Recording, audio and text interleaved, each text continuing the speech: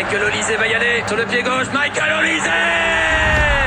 Une dernière folie absolue! Ce n'est pas un simple ailier, c'est un passeur, un dribbleur, mais aussi un finisseur. Il n'est pas juste bon, il est inarrêtable. Mais tout pourrait bien basculer, car si aujourd'hui il est l'un des plus admirés, demain le monde entier pourrait bien le détester. Il parle peu, n'est pas très expressif et lorsqu'il marque, il ne célèbre pas, du moins presque. Voici comment pourrait être décrit Michael Olise. Car oui, avant de comprendre pourquoi il pourrait être détesté, il faut déjà apprendre à le cerner. Le poteau, il est aussi imprévisible, sûr qu'en dehors des terrains. Et ça, depuis des années. Très fort en jeune, il passe par l'académie d'Arsenal, de Chelsea ou encore de City, mais à chaque fois, il n'est pas conservé. Vu comme trop atypique, difficile à formater, aucune académie ne veut de lui. Il fera même une période de 6 mois sans club jusqu'à ce que Reading, club de 2e division anglaise, mise sur lui, avant de monter en puissance du côté de Crystal Palace. À ce moment, le jeune crack fait déjà beaucoup parler par son talent, mais aussi par ses comportements. Loin d'être méchant ou irrespectueux, au contraire, le jeune joueur intrigue. Des interviews assez originales, comme celle-ci après son but victorieux à la dernière minute contre West Ham. Just talk us through it. I think Wolf passed me the ball, shot, scored. Nice and brief. And what's the feeling like when the ball does hit the back of the net? It was a good feeling. Do you feel you deserved it overall? Yeah.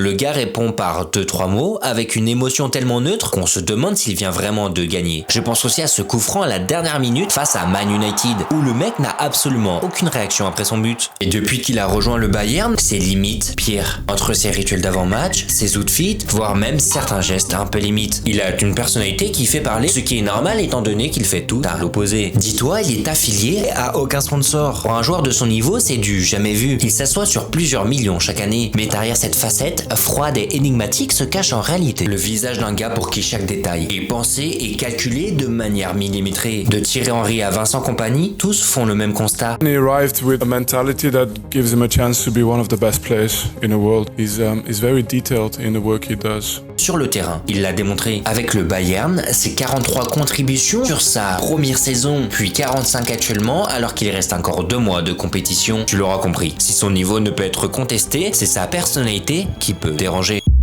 Imagine battre le Real mais ne même pas célébrer. On parle ici d'une victoire en quart de LDC face au club le plus titré de la compétition. Même lorsqu'il reçoit le trophée d'homme du match, il fait encore le mec blasé. Puis actuellement il est un peu dans la sauce car c'est le seul qui a refusé de mettre le t-shirt de champion de Bundesliga. Forcément les médias l'ont pas loupé. Arrogant, égo surdimensionné, le joueur se fait tailler de tous les côtés. Mais alors la vraie question, joue-t-il un personnage ou est-ce vraiment lui? Cette nonchalance il l'a depuis des années, ce qui peut être perçu comme de l'arrogance cache surtout une timidité, puisque le français est décrit comme une personne réservée. Et au milieu de tout ça, je pense surtout que c'est un joueur qui est là pour le football. Contrairement à d'autres joueurs où chaque aspect est calculé, lui, il est juste là pour jouer, ce qui pourrait expliquer qu'il fait peu d'interviews, qu'il n'ait aucun sponsor et qu'il refuse de célébrer alors que la saison n'est même pas encore finie. Malheureusement pour lui, le foot d'aujourd'hui n'est pas celui d'hier. Dans un sport où l'image prend toujours plus de place, ses comportements sont loin de faire l'unanimité. On l'a bien vu au Ballon d'Or la saison dernière. Le gars tape quand même une saison à 20 buts et 23 passes D, mais se retrouve qu'à la dernière place. Et le problème, avec le mondial qui arrive, avoir une telle personnalité pourrait bien mal se terminer. Avant de continuer, n'hésite pas à t'abonner et activer la cloche pour ne rien manquer. Tu peux aussi booster la vidéo, ça m'aide énormément. Merci l'équipe, bon visionnage.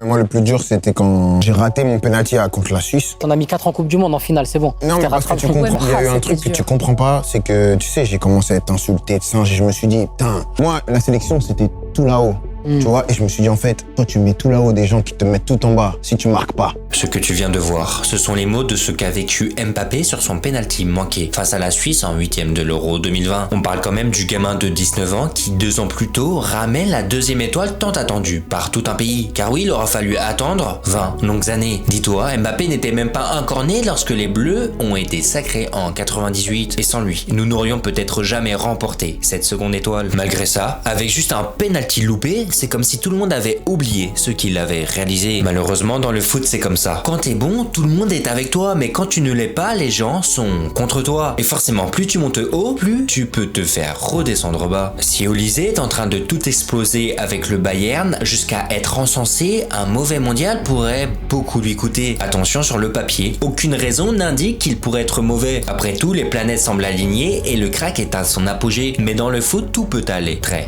vite. Car la réalité, lorsque tu joues pour ton pays, cela n'a plus rien à voir. Et ce joueur te le dira. 47e. Beckham ne le sait pas encore, mais il vient de commettre l'une des pires erreurs de sa carrière, car ce petit geste d'énervement sur Diego Simeone va lui coûter très cher. Dans un match à haute tension, il se fera expulser et son équipe s'inclinera au penalty. Et suite à cette rencontre, une chose dans la tête des Anglais. Beckham est le responsable. S'ensuit insultes massives, huées dans son propre club, presque il le détruit, jusqu'à recevoir des menaces de mort. À ce moment, on parle quand même de David Beckham, l'étoile montante du foot anglais et surtout le joueur aimé dans le monde entier. Tu l'auras compris, si tu as le malheur de mal jouer, tes propres supporters seront les premiers à te terminer. Attention, tout le monde n'est pas dans le même panier. Par exemple, Mbappé, beaucoup ont continué de l'aimer. Pourtant, il voulait quand même quitter les Bleus après ce qui s'est passé. Après, j'ai dit que je voulais plus revenir. Et je me suis en déjà. Ouais, j'ai fait rendez-vous avec Noël Le Graët, je vais le voir et je lui dis moi, je rejoue plus. Ce qui veut dire une chose, ce n'était pas seulement que 2-3 personnes qui sont venues l'insulter en DM. C'est malheureux, mais parfois c'est presque un pays tout entier qui peut te détester. Peu importe ton nom ou ce que tu as réalisé, personne ne peut faire face à la haine que peut provoquer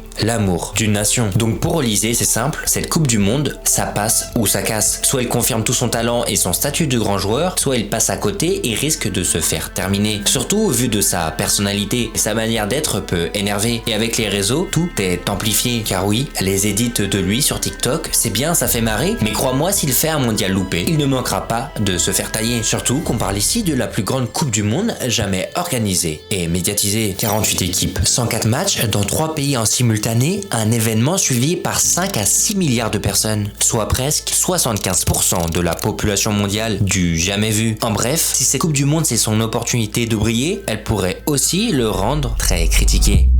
Depuis le début, je te parle du futur, c'est bien, mais que vaut le passé? Bah ouais, faut pas l'oublier. Avec les Bleus, Olise est tout de même sur une très bonne lancée. Avec d'abord la France Espoir au JO 2024, où il mettra tout le monde d'accord, car en 7 matchs, il claque quand même 2 buts et 5 passes D. Mais au-delà des stats, c'est aussi sa manière de jouer qui a choqué. Comme en quart contre l'Argentine, où pendant 90 minutes, il distribue je ne sais combien de galettes. Même Thierry Henry est choc-barre de son niveau. Et vous n'avez encore rien vu. Personnellement, je suis pas trop surpris de ce qu'il a fait et ce qu'il est en train de faire. Personnellement, ça c'est ce que je pense, ce n'est que le début. Puis lorsqu'il monte avec l'équipe A, il ne fait que confirmer. Placé au cœur du jeu, sa vision, sa créativité et son intelligence le placent comme un joueur rapidement indispensable. Une fois de plus, les stats sont là. 15 sélections pour 4 buts et 2 passes D. À titre de comparaison, après 15 convocations, Mbappé c'était 8 contributions et Griezmann 6. Ce qui signifie qu'il est presque aussi décisif que ces deux monstres à leur début. Après, faut pas l'oublier, ils n'ont pas été lancés dans le même contexte. Griezmann a connu que 4 sélections en bleu avant son premier mondial. Lui, Mbappé en a connu 15 comme Olise, mais à ce moment, Kylian était un jeune de 19 ans en train d'éclore. Tu l'auras compris, Michael a l'expérience, les matchs et le recul nécessaires pour performer. Tout semble parfaitement aligné. Mais la vérité, derrière tout ça, il y a aussi une autre face cachée, car il y a quelques années, Olise fait un pari très risqué, puisqu'il aurait pu ne jamais jouer pour l'équipe de France.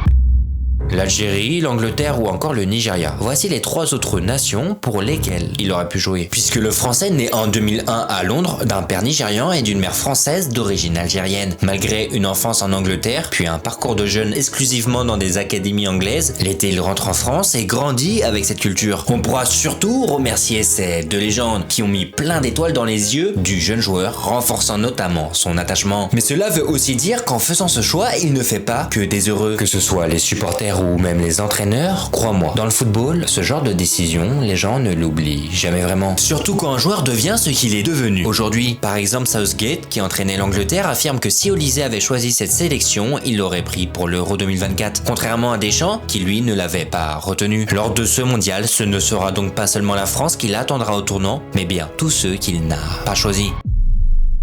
Aujourd'hui, Olise est au sommet, mais est-ce que demain, il le sera toujours? Malgré une personnalité qui divise, une pression immense et plusieurs pays qui l'attendent au tournant, il peut clairement être l'homme qui sauve la France. Et pourquoi pas incarner ce Mbappé de 2018? Car oui, finalement, c'est peut-être ça qui manque, ce côté créatif, ce petit grain de folie qui peut faire vibrer tout un stade, et ça à n'importe quel moment. Ces dernières années, on l'a vu, l'équipe de France est une équipe dans le dur offensivement. Comme lors de l'Euro 2024 où les Bleus sont quand même allés en demi-finale en n'ayant marqué aucun but. Dans le jeu, on retiendra limite plus le masque de Mbappé que les performances des Bleus. En bref, sa vision du jeu, ses dribbles et sa technique ne sont pas juste un renfort. Olise peut clairement faire partie du renouveau de cette sélection. Et cette Coupe du Monde représente beaucoup pour lui. Ce sera probablement la plus importante de sa carrière. Il est à son apogée et remporter ce titre pourrait bien lui permettre d'en gagner d'autres. Il a du bout des doigts une occasion qui ne se représentera peut-être jamais. Certains diront, il n'a seulement que 24 ans, et c'est vrai, mais le temps passe vite, surtout dans le football. Pogba l'a lui-même très bien compris, car en 2018, il prononcera ces mots. Tu dis,